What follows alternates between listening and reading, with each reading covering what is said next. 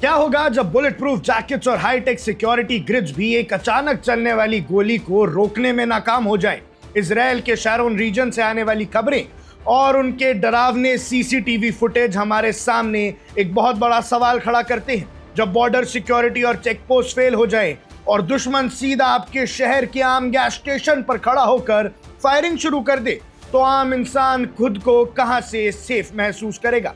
दर्शकों, आज हम बात करेंगे इजराइल के उस शारन रीजन की जहां इस वीकेंड एक ऐसी दलदल जैसी सिचुएशन बनी जिसमें एक के बाद एक ड्राइव बाय शूटिंग्स ने पूरे इलाके को हिला कर रख दिया। आज हम इस पूरे अटैक की क्रिटिकल डिटेल्स को समझेंगे। सियासत और काउंटर टेररिज्म के मामले में इजराइल को बहुत एग्रेसिव माना जाता है, लेकिन जब अटैक बॉर्डर के अंदर से ही शुरू हो तो स्ट्रैटेजी पर सवाल उठने लगते हैं। संडे की सुबह सेंट्रल इजराइल का कोचाव यार इलाका, जो वेस्ट बैंक सिक्योरिटी बैरियर के बिल्कुल पास है, अचानक गोलीबारी की आवाजों से गूंज उठता है। ये कोई छोटा मोटा या आइसोलेटेड इंसिडेंट नहीं था, ये एक पूरा corporate style executed multi site terror attack था। एक गाड़ी जिस पर इजरायली लाइसेंस प्लेट लगी थी वो तेजी से आगे बढ़ती है। अटैक शुरू होता है कोचाव यार के गैस स्टेशन पर, जहां 2 लोगों को गोली मारी जाती है, लेकिन गनमैन वहां रुकता नहीं है। वो गाड़ी दौड़ाता है तिजूर यित्ज़हाक और तिजूर नतैन की तरफ, और रास्ते में जो भी सामने आता है उस पे अंधाधुंध फायरिंग शुरू कर देता है। इन्फिल्ट्रेशन सायरन्स बजने लगते हैं, लोगों को घरों के अंदर बंद रहने को कहा जाता है, और देखते ही देखते पूरे शारन रेंज में डर का माहौल बन जाता है। अब आते हैं उस सीसीटीवी फुटेज पर जो अभी अभी दुनिया के सामने आई है और जिसे देखकर आपका दिल बैठ जाएगा। ये फुटेज सालिर कम्युनिटी के एंट्रेंस गेट की है।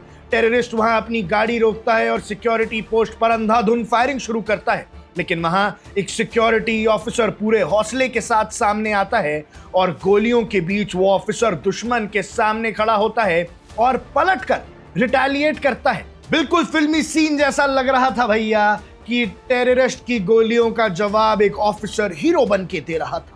उसी जवाबी फायरिंग से डरकर टेररिस्ट वहां से भाग निकलता है, लेकिन तब तक पूरे देश की फोर्स आईडीएफ, शिन बेट और इजराइल पुलिस इस मैनहंट में लग चुकी थी। आखिरकार ताइब शहर के आउटस्कर्ट्स पर सिक्योरिटी फोर्सेस ने उस टेररिस्ट को घेर लिया और उसे ढेर भी कर दिया। और इस पूरे शूटिंग स्प्री में एक 35 साल के शख्स की जान चली गई और 5 लोग सीरियस तरीके से हॉस्पिटल पहुंच चुके हैं, सीरियस कंडीशन में हैं और जिंदगी और मौत की लड़ाई लड़ रहे हैं। अब जर्नलिस्ट के तौर पर अगर मैं इस पूरे सीन को एनालाइज करूं तो सबसे बड़ा झटका तब लगा जब इस पूरे शूटर की आइडेंटिटी सामने आई। ये कोई बाहर से आया घुसपैठिया नहीं था, ये 21 साल का उमर यासिन था, जो खुद एक अरब इजरायली सिटीजन था और ताइब का रहने वाला था। यानी खतरा बॉर्डर के उस पार से नहीं बल्कि बॉर्डर के इस पार घर के अंदर से ही निकला। कहानी यहाँ खत्म नहीं होती। शुरुआत में लगा कि वो अकेला था, लेकिन प्राइम मिनिस्टर बेंजामिन नेतन्याहू ने बाद में कंफर्म किया कि उन्होंने एक उसका साथी भी पकड़ा है, जिसने अरेस्ट के वक्त पुलिस ऑफिसर्स पर ग्लास बॉटल से हमला करने की कोशिश भी की। अब इजराइल के बड़े बड़े मिनिस्टर्स जैसे बेज़लेल स्मोट्रिक और इतमार बेन गिविर इसको एक वेकअप कॉल कह रहे हैं और क्वार्टर लाइफ टेररिस्ट के लिए डेथ पेनल्टी की मांग कर रहे हैं। यानी अब इजराइल के अंदर भी टेररिज्म परेशान कर रहा है। शारन रीजन का ये हमला दिखाता है कि जब तक इंटरनल स्टेबिलिटी और लोकल वेपन्स का नेक्सस खत्म नहीं किया जाएगा, तब तक ऐसी सीसीटीवी फुटेज सामने आती रहेंगी और मासूमों की जान जाती रहेगी। आपको क्या लगता है, क्या इजराइल के अंदर बढ़ता ये इंटरनल एक्सट्रीमिज्म उनकी नेशनल सिक्योरिटी के लिए सबसे बड़ा चैलेंज बन चुका है? अपनी राय कमेंट सेक्शन में जरूर बताइएगा। अब देख रहे हैं वन इंडिया, मैं हूं आकृष Kaushik. Subscribe to One India and never miss an update. Download the One India app now.